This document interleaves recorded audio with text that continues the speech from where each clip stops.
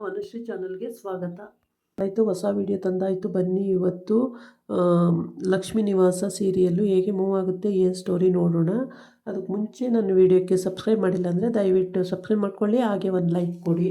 ಇವತ್ತು ಇಲ್ಲಿ ಜಾನು ಸಿಕ್ಕಿದ್ದಾಳೆ ಅವ್ರ ಅಣ್ಣಂಗೆ. ಕ್ಯೂಡು ಅಣ್ಣ ಪಾಪ, ಅವನಿಗೆ ಮಾತು ಬರಲ್ಲ, ಕಿವಿನೂ ಕೇಳಲ್ಲ. ಜಾನು ಇಲ್ಲಿ ಸಿಕ್ಕಿದ್ದಾಳೆ. ಆದರೆ ಅವ್ರ ಅಮ್ಮನ ಹುಡುಕ್ತಿದ್ದಾನೆ ಅಂತ ಅವಳಿಗೆ ಗೊತ್ತಾಗಿದೆ. ಅಣ್ಣ, ನನಗೆ ಗೊತ್ತಾಯ್ತಣ್ಣ, ನೀನು ಯಾರನ್ನ ಹುಡುಕ್ತಿದೀಯ ಅಂತ. ನಿಮ್ಮ ಅಮ್ಮನ ಹುಡುಕ್ತಿದೀಯ ಅಲ್ವಾ ಅಂತ ಕೇಳ್ತಾಳೆ. ಅದಕ್ಕೆ ಹೌದು ಅಂತ ಹೇಳ್ತಾನೆ. ಆವಾಗ ಅವಳು ಹೇಳ್ತಾಳೆ, ನಿಮ್ಮಮ್ಮ ಎಲ್ಲಿದ್ದಾರೆ ಅಂತ ನನಗೆ ಗೊತ್ತಣ್ಣ, ನಾನು ಹೇಳ್ತೀನಿ ಅಂತ. ಹೇಳು ಇವಾಗಲೇ ಅಂತ ಹೇಳ್ಬಿಟ್ಟು ಅವನು ಮುಗಿ ಬೀಳ್ತಾನೆ. ಎಲ್ಲಿ ನಮ್ಮಮ್ಮ ಅಂತ ಬಿಕ್ಕಿ ಬಿಕ್ಕಿ ಅಳ್ತಾನೆ. ಎಲ್ಲಿ ನಮ್ಮಮ್ಮ, ಹೇಳು ಜಾನು ಅಂತ ಕೇಳ್ತಾನೆ. ಅದಕ್ಕೆ ಅವಳು ಹೇಳ್ತೀನಿ, ಟೈಮ್ ಬಂದಾಗ ಹೇಳ್ತೀನಿ, ಸುಮ್ಮನಿರಣ್ಣ, ನಿಮ್ಮಮ್ಮ ಇರೋದು ಗೊತ್ತು ನನಗೆ, ಹೇಳ್ತೀನಿ, ಸುಮ್ಮನಿರಣ್ಣ ಅಂತ ಹೇಳ್ತಾಳೆ. ಆದರೂ ಕೂಡ ಇವನಿಗೆ ತಡ್ಕೊಳಕ್ಕಾಗಲ್ಲ. ಇಲ್ಲ ಹೇಳು ಜಾನು ಅಂಥೇಳಿ ಹಿಂಸೆ ಕೊಡ್ತಾನೆ. ಆವಾಗ ನೀನು ಜಯಂತ್ ಅವ್ರನ್ನ ಪೂರ ನಂಬಬೇಡ ಅಣ್ಣ. ಜಯಂತ್ ಅವ್ರು ಹೇಳೋ ಮಾತನ್ನೆಲ್ಲ ನಂಬಬೇಡ. ಜಯಂತ್ ಅವರಿಗೂ ಗೊತ್ತು ನಿಮ್ಮಮ್ಮ ಎಲ್ಲಿದ್ದಾರೆ ಅಂತ ಹೇಳಿ ಅಂತ. ಓ ಅಂತಾನೆ ಅವನು. ಎಲ್ಲ ಅರ್ಥ ಆಗುತ್ತೆ ಅವ್ರುಗಳಿಗೆ, ಏಕೆಂದರೆ ಅವ್ನ ಮನೆಯವರೇ ಆಗಿರೋದ್ರಿಂದ ಅವನ ಭಾಷೆ ಕೂಡ ಎಲ್ಲ ಅರ್ಥ ಆಗುತ್ತೆ. ಆಮೇಲೆ ನಮ್ಮಮ್ಮ ಇದ್ದಾರಾ, ಹೌದಾ ಅಂತೇಳ್ಬಿಟ್ಟು ಖುಷಿ ಪಟ್ಕೊಂಡು ಅವಳನ್ನು ತಪ್ಕೋತಾನೆ. ಆಮೇಲೆ ಅಣ್ಣ ತಂಗಿ ತುಂಬ ಬಾಂಧವ್ಯ ಜಾಸ್ತಿ. ಆ ಪಾಪ ಎಷ್ಟು ಮುಗ್ಧ ವ್ಯಕ್ತಿ, ಅಮ್ಮನ್ನೇ ಹುಡುಕ್ತಿದ್ದಾನಲ್ಲ ಇಷ್ಟು ದಿನ ನಮ್ಮಣ್ಣ ಅಂತ ಹೇಳ್ಬಿಟ್ಟು, ಅಮ್ಮ ಇದ್ದಾರೆ ಅಣ್ಣ, ನಾನು ತೋರಿಸ್ತೀನಿ, ಸುಮ್ಮನಿರೋಣ ನೀನು ಅಂತ. ಅಂದರೆ ಜಾನು ಮನೇಲಿರೋ ಆಂಟಿನೇ ಇವರಮ್ಮ ಅಲ್ಲಿಗೆ. ಅದು ಪಾಪ ಇವನಿಗೂ ಗೊತ್ತಿಲ್ಲ. ಮತ್ತು ಜಯಂತ್ಗೆ ಗೊತ್ತಿದೆಯೋ ಗೊತ್ತಿಲ್ಲ. ಜಯಂತ್ಗೆ ಗೊತ್ತಾಗಿದ್ದರೆ ಅವನೇನೋ ಗತಿ ಮಾಡೋಣ, ಅವನಿಗೇನೂ ಗೊತ್ತಿಲ್ಲ ಅಂತ ಕಾಣುತ್ತೆ. ಒಟ್ಟಿಗೆ ಜಾನು ಅಂತೂ ಸುಮಾರು ಒಂದು ವರ್ಷ, ಎಷ್ಟೋ ವರ್ಷದ ಮೇಲೆ ಸಿಕ್ಕಿದ್ದಾಳೆ. ಈ ಕಡೆ ಬಂದು ಅವ್ರ ಅತ್ತಿಗೆ, ಜಾನು ಅತ್ತಿಗೆನೇ ಕ್ರಿಮಿನಲ್ಲು. ಅವಳೇ ಅವ್ರ ಮನೆ ದುಡ್ಡು ಆಸ್ತಿ ಹೊಡಿಯೋಕ್ಕೋಸ್ಕರ ಹೊಂಚಾಕಿ ಅವ್ರ ಅಣ್ಣನ್ನು ಕ್ಯೂ ಬಿಟ್ಕೊಂಡು ಅದ್ರ ಜೊತೆಗೆ ಸ್ವಲ್ಪ ರೌಡಿಗಳನ್ನೂ ಇಟ್ಕೊಂಡು ಆಟ ಆಡಿಸ್ತಾ ಇದ್ದಾಳೆ. ಇವಳು ಉದ್ದಕ್ಕೂ ಇದೇ ಸಮಸ್ಯೆ. ಅಂದರೆ ತಿನ್ನೋಕ್ಕೆ ಉಣ್ಣೋಕ್ಕೆ ಎಲ್ಲದಕ್ಕೂ ಅನುಕೂಲ ಇದೆ. ರಾಜಕೀಯದವ್ರ ಮನೆತನ ಅಲ್ವಾ, ಬೇಜಾನ್ ದುಡಿಮೆ ಇದೆ. ಆದರೆ ಇವಳಿಗೆ ಇನ್ನೂ ದುರಾಸೆ ಜಾಸ್ತಿ. ಈ ರೀತಿ ಪ್ರಾಬ್ಲಮಲ್ಲಿ ಸಿಕ್ಕಾಕಿಸ್ತಾಳೆ. ಅದಕ್ಕೋಸ್ಕರ ಅವಳು ಸಿಕ್ಕಾಕೊಳ್ಳಲ್ಲ, ಬೇರೆಯವ್ರನ್ನ ಸಿಕ್ಕಾಕಿಸ್ಬಿಡ್ತಾಳೆ. ಇದೇ ಅವಳು ಸಹ ಇಂಟೆನ್ಷನ್ ಆಗಿರುತ್ತೆ. ಆಮೇಲೆ ಹೇಳ್ತಾಳೆ, ಹೋಗೋಣ ಬಾ, ಹಿಂಗೆ ಭಾವನ ಹುಡುಕೆ ಬರ್ತಿದ್ದಾಳೆ, ಸಿದ್ದು ಭಾವನ ಬರ್ತಿದ್ದಾರೆ, ಸಿಕ್ಕಾಕೋತೀವಿ ನಾವು, ಬಾ ಅಣ್ಣ ಹೋಗೋಣ ಅಂತ ಕರೀತಾಳೆ. ಅದಕ್ಕೆ ನಾನು ಎಲ್ಲಿಗೂ ಬರಲ್ಲ ಅಂದ್ಬಿಡ್ತಾನಲ್ಲ. ಆವಾಗ ಅವಳು ಹಂಗಂತಾನಲ್ಲ ಅಂತ ಹೇಳ್ಬಿಟ್ಟು ಕೋಪ ಬಂದ್ಬಿಡುತ್ತೆ. ಆಮೇಲೆ ಅಲ್ಲೇ ಇದ್ದಿದ್ರೆ ಇನ್ನೊಂದು ನಿಮಿಷಕ್ಕೆ ಸಿಕ್ಕಾಕ್ಕೊಳ್ತಾ ಇದ್ಲು. ಅಷ್ಟೊತ್ತಿಗೆ ಸಿದ್ದುನು ಭಾವನೂ ಹುಡ್ಕೊಂಡು ಅಲ್ಲಿಗೆ ಹೋದರು. ಇವನು ನಂಜುಂಡ ಎಲ್ಲಿ ಎಷ್ಟು ಸಂತು ಅಂತ ಅವರು ಹೆಂಡ್ತಿ ಕಾಯ್ತಾ ಇರ್ತಾಳೆ ಪೂಜೆ ಕೂರಕ್ಕೆ ಅಂತ ಹೇಳ್ಬಿಟ್ಟು. ಇವನು ಎಷ್ಟೊತ್ತಾದರೂ ಬರೋದೇ ಇಲ್ಲ. ಅವ್ರ ಅಣ್ಣನ ಜೊತೆ ಎಲ್ಲೋ ಹೋಗಿರ್ತಾನೆ.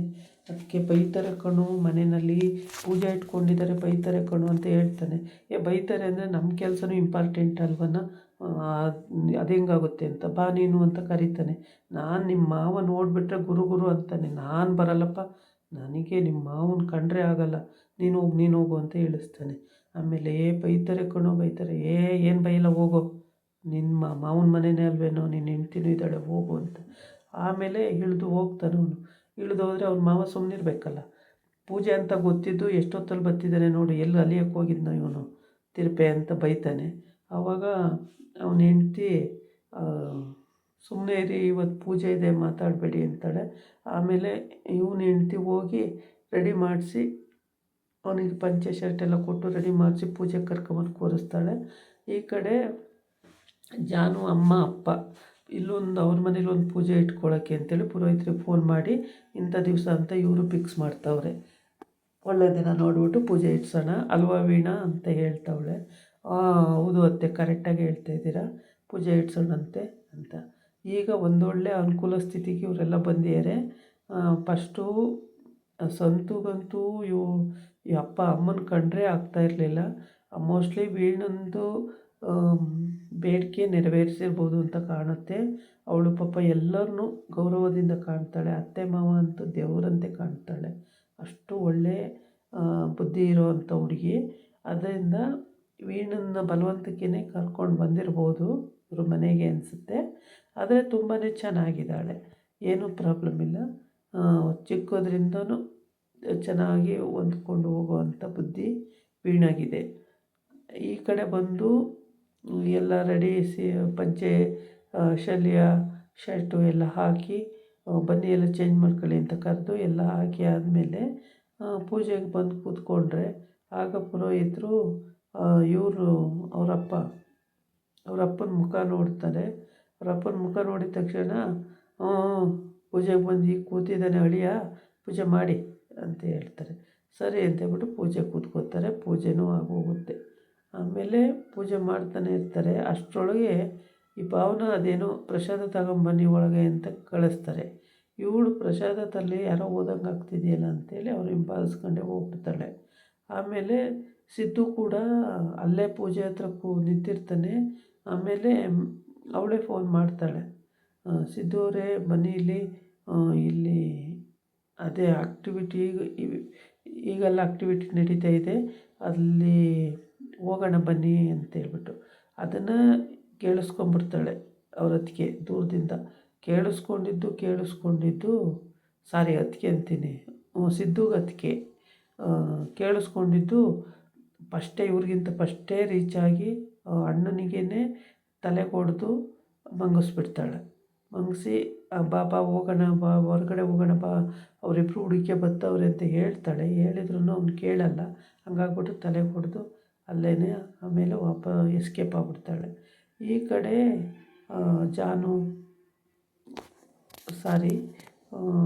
ಈ ಕಡೆ ಪೂಜೆ ಇಡ್ಸ್ಕೊಂಡಿರ್ತಾರಲ್ಲ, ಪೂಜೆ ಮಾಡ್ತಾನೆ ಹಿಂಗೆ ಸಪೋರ್ಟ್ ಮಾಡ್ತಾಳೆ. ಆಮೇಲೆ ಎಲ್ಲ ಕೂತು ಪೂಜೆ ಕೂಡ ಆಗೋಗುತ್ತೆ. ಸಿದ್ದು ಅಮ್ಮ ಹಿಂಗೆ ಸಪೋರ್ಟ್ ಮಾಡ್ತಾಳೆ, ಪ್ರತಿಯೊಂದು ವಿಷಯದಲ್ಲೂ ಸಪೋರ್ಟ್ ಮಾಡ್ತಾಳೆ ಇರ್ತಾಳೆ. ಆಮೇಲೆ ಪೂಜೆ ಎಲ್ಲ ಆಗುತ್ತೆ, ತುಂಬ ಚೆನ್ನಾಗಾಗುತ್ತೆ ಪೂಜೆ.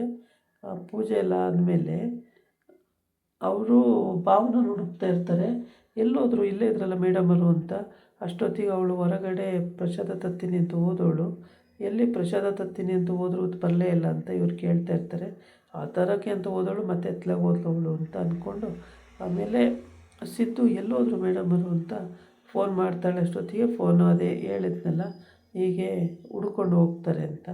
ಅದು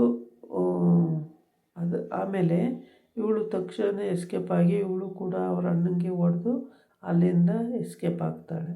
ಎಷ್ಟು ಸುಲಭವಾಗಿ ಎಸ್ಕೇಪ್ ಆಗ್ತಿದ್ದಾರೆ ಅಂದರೆ ಇನ್ನು ಕಳ್ಳರಿಗೇನು ಕಷ್ಟವೇ ಇಲ್ಲ ಬಿಡಿ, ತುಂಬ ಸುಲಭವಾಗಿ ಹೋಗ್ಬೋದು. ಆಮೇಲೆ ಈ ರಾಜಕೀಯದು ಬರೀ ಅದೇ ಮಾತಾಡ್ತಿರುತ್ತೆ, ರಾಜಕೀಯದೇ ವಿಷಯಗಳು.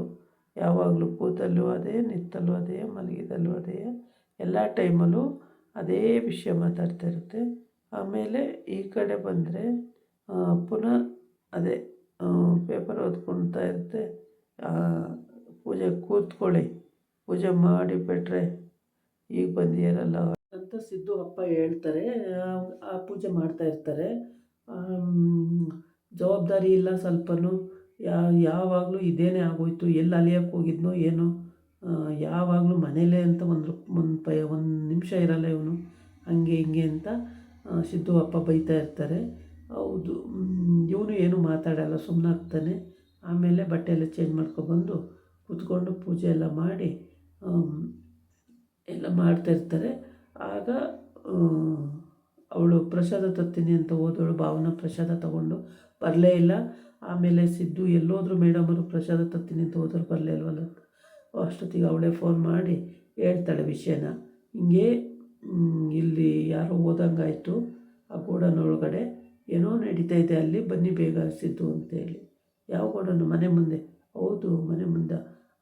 ಸರಿ ಅಂತೇಳ್ಬಿಟ್ಟು ಇವಳು ಅದನ್ನು ಕೇಳಿಸ್ಕೊಂಡು ಫಸ್ಟೇ ಓಡೋಗಿ ಎಸ್ಕೇಪ್ ಮಾಡಿಬಿಡ್ತಾಳೆ. ಹೀಗೆ ಇವರು ಪುರೋಹಿತರು, ಇವರು ಕೂಡ ತುಂಬ ಚೆನ್ನಾಗಿ ಪೂಜೆ ಮಾಡ್ತಾರೆ. ಮಂತ್ರ ಎಲ್ಲ ಓದಿ ಪೂಜೆ ಮಾಡ್ತಾರೆ. ಚೆನ್ನಾಗಿತ್ತು ಇದು ಒಂಥರ ತುಂಬಾ ಚೆನ್ನಾಗಿದೆ. ಅಲ್ಲಿ ಆ ಕಡೆ ಜಾನು ಕೂಡ ಅವ್ರ ಅಣ್ಣಂಗೆ ನಿಮ್ಮ ಅಮ್ಮನ ತೋರಿಸ್ತೀನಿ ಅಂತ ಹೇಳೋಳೆ. ಆದರೆ ಜಯಂತನ ಹತ್ರ ಏನು ಹೇಳಬೇಡ ಅಂತ ಹೇಳಿದ್ದಾಳೆ. ಜಯಂತ್ ಗೊತ್ತಾದರೆ ಮತ್ತೆ ನಿಮ್ಮ ಅಮ್ಮನ ಎಸ್ಕೇಪ್ ಮಾಡಿಬಿಡ್ತಾರೆ. ಜಯಂತ್ಗೆ ವಿಷಯನೇ ಗೊತ್ತಾಗೋದು ಬೇಡ, ನಾನೇ ನಿಮ್ಮ ಅಮ್ಮನ ತೋರಿಸ್ತೀನಿ, ನೀನೇನು ಹೆದರ್ಕೋಬೇಡ ಅಣ್ಣ, ನೀನು ಸುಮ್ಮನಿದ್ಬಿಡು ಹಾಗೇನೆ ಅಂತ. ಅಮ್ಮ ಸಿಗ್ತಾಳಲ್ಲ ಅಂತ ಅವನಿಗೆ ಖುಷಿಯೋ ಖುಷಿ, ಸಿಕ್ಕಾಪಟ್ಟೆ ಖುಷಿ. ವೆಂಕಿ ವೆಂಕಿ ಅಂತ ಅವನ ಹೆಂಡ್ತಿ ಯಾವಾಗಲೂ ವೆಂಕಿ ವೆಂಕಿ ಅಂತಲೇ ಇರ್ತಾಳೆ. ಅಲ್ಲ ಇವಳು ಅಣ್ಣ ಅಣ್ಣ ಅಂತಾರೆ, ಭಾವನೂ ಅಣ್ಣ ಅಣ್ಣ ಅಂತಾಳೆ. ಹಾಗಾಗಿ ಇವ್ರದ್ದು ಒಂಥರ ಚೆನ್ನಾಗಿದೆ, ಈ ಜೀವನ ತುಂಬ ಚೆನ್ನಾಗಿದೆ. ಮತ್ತು ಇವ್ರ ಅದಕ್ಕೆ ಕೇಡಿ ಪಾತ್ರ ಮಾಡಿ ಇಲ್ಲಿ ಅಂದರೆ ಫಸ್ಟಿಂದನೂ ಕೇಡಿ ಪಾತ್ರ ಮಾಡ್ತಾಯಿದ್ಲು, ಈಗ ಸ್ವಲ್ಪ ಜಾಸ್ತಿ ಆಗಿದೆ ಅಂತಲೇ ಹೇಳಬೇಕು. ಅಂದರೆ